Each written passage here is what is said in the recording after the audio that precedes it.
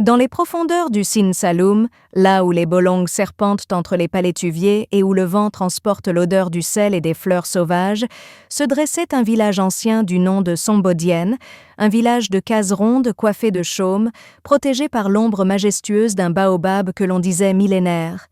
La vie à Sombodienne suivait le rythme des saisons, des récoltes, des mariages et des fêtes, une harmonie fragile où chaque habitant avait sa place, du plus vieux sage au plus jeune enfant. Dans ce monde simple et rude vivait Mame Diarra, une femme dont le nom était prononcé avec respect malgré sa pauvreté, car on savait qu'elle avait porté le poids du deuil avec dignité. Veuve depuis de longues années, elle survivait avec courage, mais derrière ses yeux fatigués brillait toujours une lumière.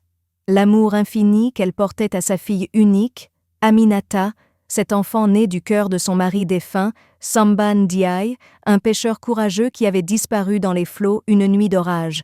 Depuis ce drame, Mame Diarra vivait avec la certitude que sa fille était son trésor, son souffle, sa raison d'exister, et c'est pourquoi elle travaillait chaque jour sans relâche, cuisant des beignets qu'elle vendait au marché, lavant le linge des voisines contre quelques poignées de mil ou pilant le maïs pour les vieilles femmes trop fatiguées. Aminata, quant à elle, avait grandi entourée de l'amour maternel et des bénédictions du village. On disait qu'elle était belle comme l'aurore, avec ses yeux sombres étincelants comme deux étoiles, son sourire qui effaçait les larmes et sa voix douce qui transformait les chansons les plus simples en mélodies envoûtantes. Les vieilles femmes la regardaient en murmurant qu'elle était une bénédiction envoyée du ciel, et les jeunes hommes, déjà, détournèrent la tête en rougissant lorsqu'elle passait, car sa beauté troublait, mais elle ne voyait rien de cela. Son cœur était tourné vers sa mère et vers les tâches quotidiennes. Chaque soir, elle s'asseyait auprès de Mame Diarra, écoutant les récits des anciens, apprenant les proverbes et les chants qui font grandir l'âme. La pauvreté pesait sur elle, certes, mais leur complicité et leur amour rendaient en leur case plus lumineuse que les maisons les plus riches. Pourtant, l'ombre de la misère ne cessait de grandir. Les récoltes se faisaient maigres, la sécheresse s'installait, les greniers sonnaient creux, et dans le ventre d'Aminata, comme dans celui de sa mère, la faim commençait à gronder. Mame Diarra cachait ses larmes, mais chaque jour elle se demandait comment protéger sa fille de la dureté du monde, comment lui éviter la souffrance de la pauvreté.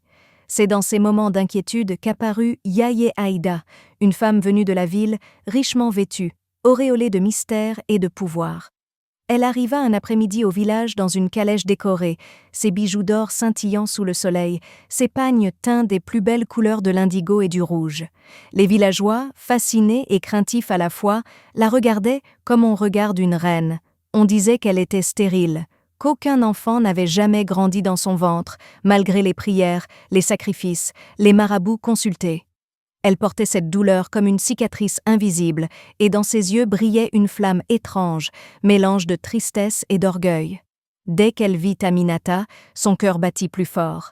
Cet enfant, pensa-t-elle, pourrait devenir la fille qu'elle n'avait jamais eue, la compagne de sa solitude, la perle rare qui donnerait un sens à sa richesse. Alors, elle se rapprocha de Mame Diarra, avec douceur et des mots enjôleurs. Elle lui parla de ses maisons en ville, de ses repas toujours abondants, de ses bijoux et de ses tissus, et surtout de son désir d'avoir une fille à aimer, une fille à élever comme une princesse. Elle proposa alors ce que personne n'aurait osé imaginer. Donner à Mame Diarra une somme importante, assez d'argent pour qu'elle ne manque plus jamais de rien, en échange d'Aminata. Ce fut comme si le ciel s'était assombri. Mame Diarra resta bouche close, son cœur déchiré entre deux forces, la pauvreté qui l'écrasait et l'amour brûlant qu'elle portait à son enfant. Cette nuit-là, elle ne dormit pas. Elle fixa longtemps le toit de sa case, écoutant le souffle paisible d'Aminata endormie, et son esprit se remplit de souvenirs. Le rire de son mari disparu, ses promesses de protéger leur fille, les premiers pas d'Aminata, ses chansons enfantines. Comment pouvait-elle livrer cet enfant à une étrangère? Et pourtant, comment pouvait-elle la laisser grandir dans la faim et la misère? Elle pleura en silence, priant les ancêtres, demandant un signe. Mais le silence du ciel resta lourd. Le lendemain, Yaye Aïda revint, accompagnée de domestiques portant des coffres pleins de tissus, de bijoux et une bourse d'argent qui scintillait sous le soleil. Les villageois, rassemblés, retenaient leur souffle. Certains murmuraient que c'était une bénédiction pour Mame Diarra, d'autres que c'était une honte, car un enfant n'est pas un bien que l'on échange. Aminata, comprenant ce qui se tramait, se jeta dans les bras de sa mère, pleurant et suppliant « Maman, ne me laisse pas, je ne veux pas partir avec elle !» Son cri résonna dans le village comme un coup de tonnerre, mais Mame Diarra, le cœur brisé, finit par accepter l'offre. Elle serra longuement sa fille contre sa poitrine, ses larmes imbibant les cheveux d'Aminata, puis la remit au domestique de Yaye Aïda. La séparation fut un déchirement. Les femmes du village chantèrent des lamentations comme on le fait lors des funérailles, car elles savaient qu'un lien sacré venait d'être brisé. Aminata monta dans la calèche, le regard plein de désespoir fixé sur sa mère qui s'effondrait au sol.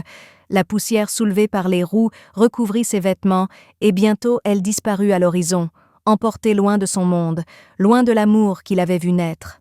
Le voyage vers la ville fut long et douloureux pour Aminata, son cœur battant à chaque bruit de sabots, ses yeux fixés sur les paysages qui défilaient les champs, les rivières, les villages qui lui semblaient déjà étrangers. Arrivée dans la demeure de Yaye Aïda, elle fut frappée par la richesse du lieu. Une grande maison aux murs peints, des tapis doux comme des nuages, des plats abondants composaient devant elle. On l'habilla de boubous somptueux, on lui mit des bijoux aux poignets et aux chevilles, mais derrière cette abondance, Aminata ressentait une prison. Chaque geste était surveillé, chaque sortie interdite. Elle n'était pas une fille aimée, mais un trophée exposé, une poupée vivante pour combler le vide du cœur de Yaye Aïda. Les jours passaient, et Aminata, malgré les habits de soie et les repas riches, dépérissait. Ses chants s'éteignirent, son sourire disparut. Elle rêvait chaque nuit de sa mère et de son village, entendant dans son sommeil les tam-tams et les voix des anciens. Une tristesse profonde s'empara d'elle.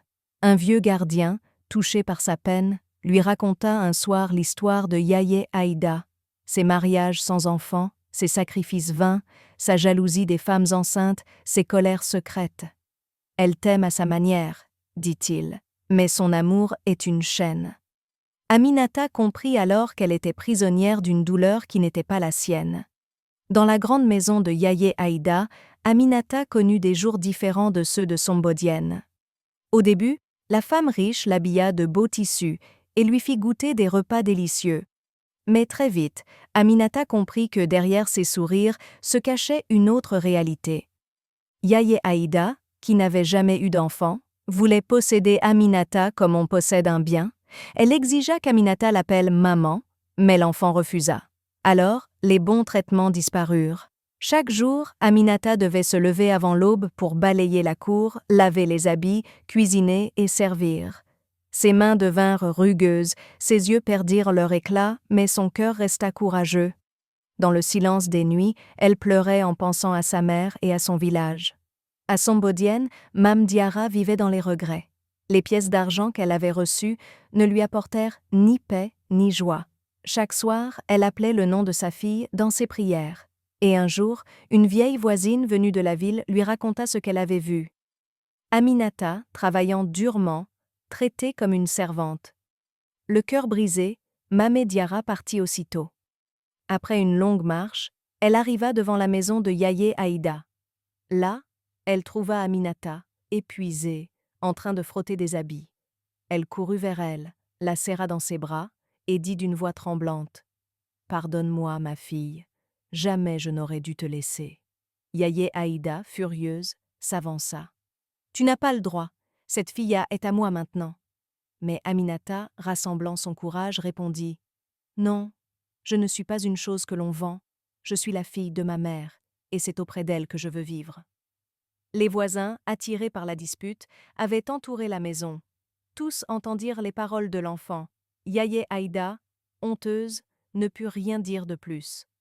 Alors, Mame Diarra reprit la route avec Aminata. Elles rentrèrent à Sombodienne, pauvres mais le cœur apaisé. Et cette fois, rien ne pourrait les séparer.